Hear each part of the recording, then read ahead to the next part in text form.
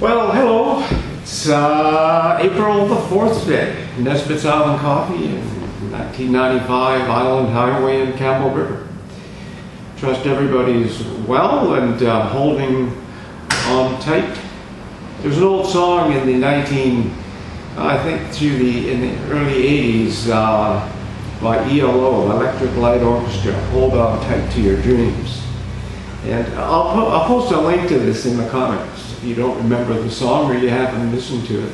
It's a good song for today because I know a lot of people are sort of feeling down, everything closed, whatever.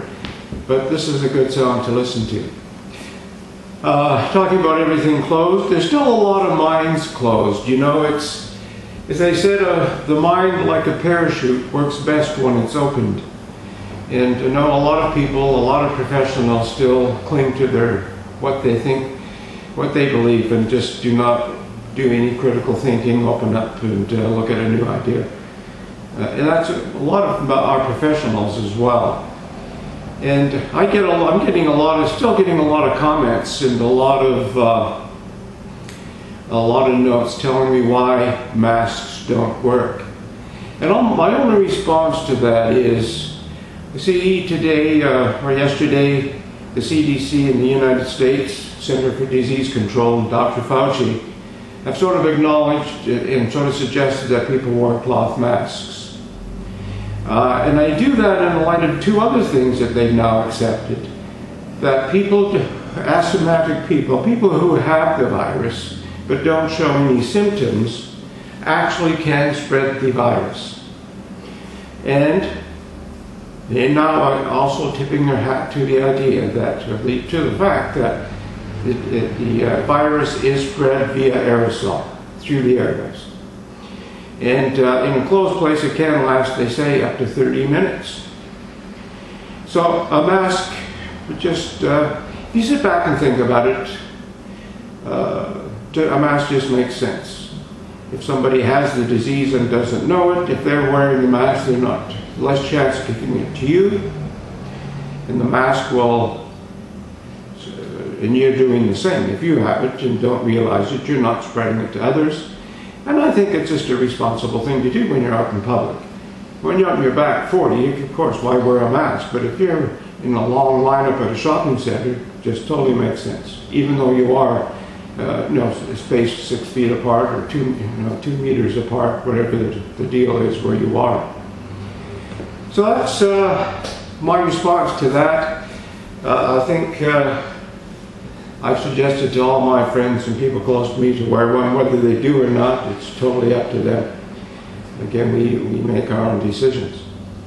Another thing I was thinking today, I've mentioned before that I think to the World Health Organization are political connections.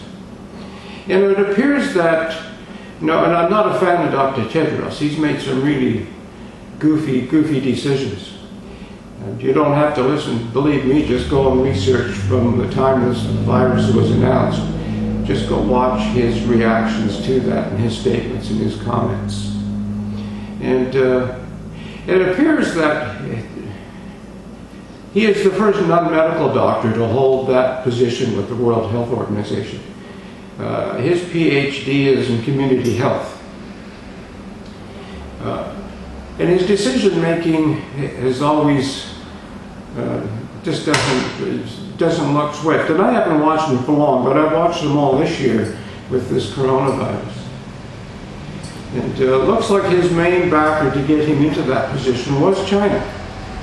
And just to give you an idea of his decision-making characteristics, his first appointment was Robert Mugabe as a World Health Organization envoy. And I'm not sure if any of you are familiar with Robert Mugabe. Well, just go to Zimbabwe's history and you'll see why there was so much international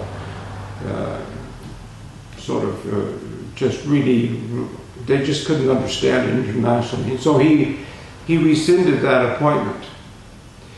And that just made a matter of record. And what he has done so far with this virus is sort of really, I don't know, I'm not a doctor, but common sense sort of says it's sort of stupid. You can research that for yourself if you got a mind to it. And the other thing I keep thinking is we've hammered on masks a lot, because I see Dr. Mercola has kicked out a result of Cambridge University testing different materials. And when Theo's Thread started making them, they're making one for me, we had that research. So that's all these are the masks that I wear. They're developed with that in conjunction with a medical professional out of Washington State who are responding to a shortage of masks in their state because they were hit hard at the beginning with the virus.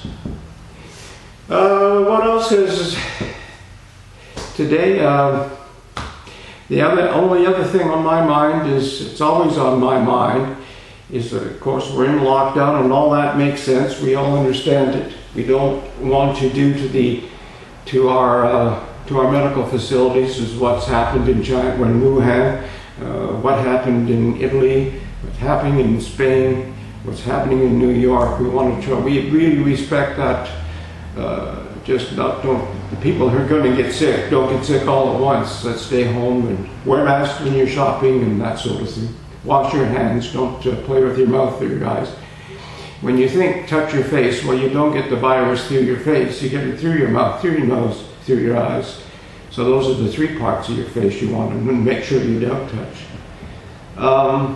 But I keep thinking, we can't be in lockdown forever.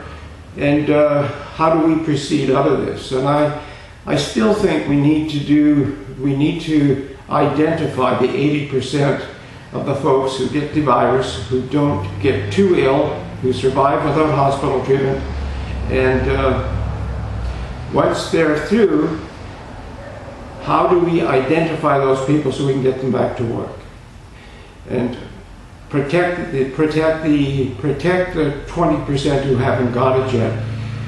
How do we do that? Or the 20% who really need medical help if they get it.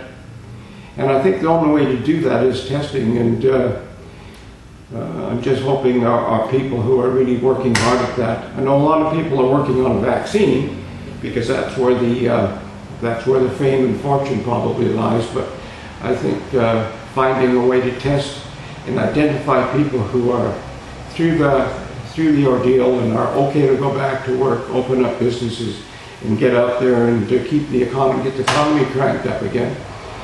Because without question, the economy off the rails is going to hurt more people than the virus. And it doesn't take a whole lot of brilliant thought to realize that.